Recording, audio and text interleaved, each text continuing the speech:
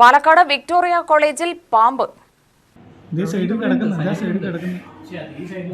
പുള്ളിയുടെ ഉദ്ദേശം എന്താണ്? പുള്ളിയുടെ ഉദ്ദേശം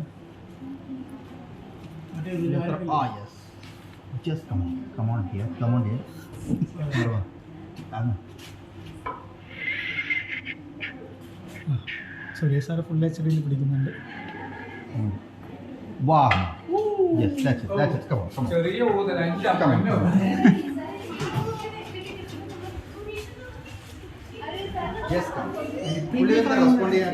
റെസ്പോണ്ട് ചെയ്യുന്നില്ല അല്ലേ?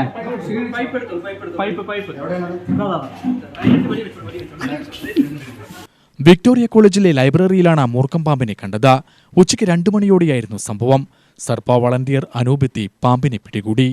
സുരേഷ് സാറ് ഫുൾ HDയിൽ പിടിക്കുന്നുണ്ട്.